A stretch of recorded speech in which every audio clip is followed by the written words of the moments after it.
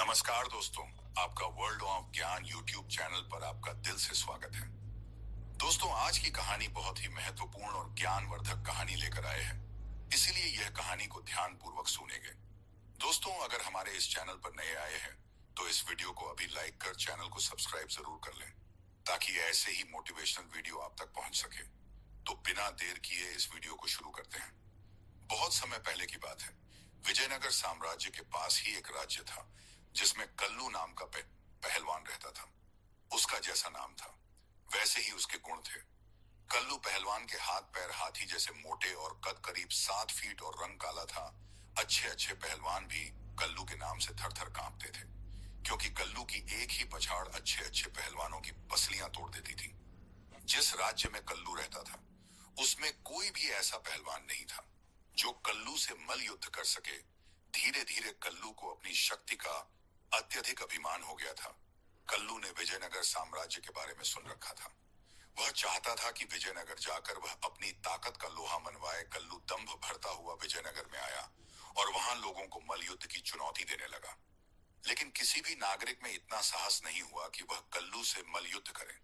कल्लू का साहस इतना बढ़ गया कि वह विजयनगर शहर के किले के मुख्य गेट पर जाकर खड़ा हो गया और लोगों को चुनौती देने लगा। धीरे धीरे यह बात विजयनगर साम्राज्य के राजा कृष्णदेव राय तक पहुंची। राजा कृष्णदेव राय ने अपने मंत्रियों और सेनापतियों की सभा बुलाई और उनसे कहा कि हमारे राज्य में ऐसे पहलवान को ढूंढो जो कल्लू को मल्ल युद्ध में हरा सके। राजा ने मंत्रियों और सेनापतियों को एक दिन का समय दिया।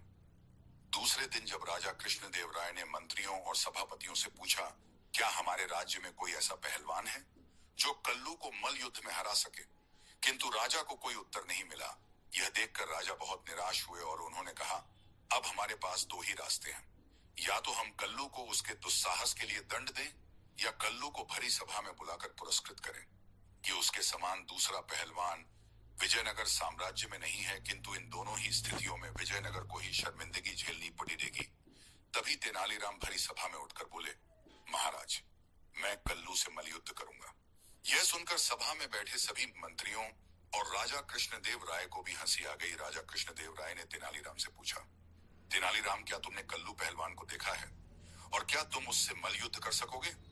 तभी तेनालीराम बोले, महाराज, विजयनगर साम्राज्य की शान रखने के लिए मैं कल्लू पहलवान से मल्लयुद्ध करूंगा, चाहे इसमें मेरी जान क्यों न चली जाए। तेनालीराम की बात सुनकर राजा कृष्णदेव राय बहुत प्रसन्न हुए और उन्होंने तेनालीराम को इसकी अनुमति दे दी।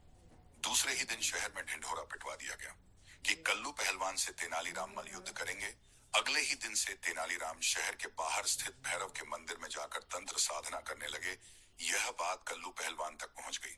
कल्लू पहलवान ने सोचा कि मैं भी चलकर देखता हूं कि तेनालीराम भैरव मंदिर में किस तरह की तंत्र साधना कर रहा है। कल्लू जैसे ही भैरवनाथ मंदिर में जाता है तो देखता है कि तेनालीराम भैरवनाथ की प्रतिमा के सामने बैठकर तंत्र साधना कर रहा है और भैरवनाथ से प्रार्थना कर रहा होता है कि किसी भी परिस्थितियों में जीत मेरी ही होना चाहिए।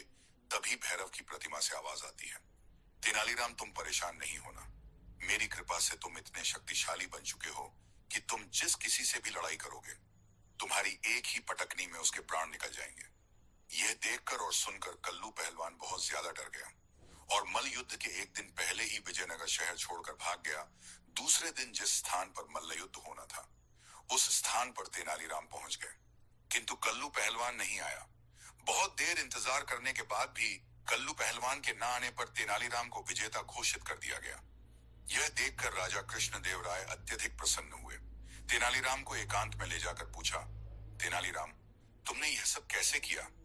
तेनालीराम मंद मंद मुस्कुराए और बोले, महाराज, मैंने तंत्र साधना की झूठी खबर कल्लू पहलवान तक पहुंचा दी थी और जिस दिन वह मंदिर में आया उस दिन भैरवनाथ की मूर्ति के पीछे मैंने अपने एक आदमी को बैठा दिया और मैं उसी से वार्तालाप कर रहा था, जिसे सुनकर कल्लू पहलवान को लगा कि मैं सचमुच भैरवनाथ से बात कर रहा हूं और उनकी कृपा से मुझ में असीम ताकत आ गई है। और इसी बात से वह डर गया और शहर छोड़कर भाग गया। इस तरह तेनालीराम ने हमेशा की तरह विजयनगर की लाज रखी और राजा कृष्णदेव राय ने हमेशा की तरह तेनालीराम को बहुत सारा धन धान्य देकर पुरस्कृत किया। अब यह कहानी यहीं पर समाप्त होती है। आप लोग बताइए कि यह कहानी आपको कैसी लगी और ऐसी ही लोक कथाएं सुनने के लिए हमारे चैनल को सब्सक्राइब जरूर करें। मिलते हैं अगली वीडियो में, तब तक के लिए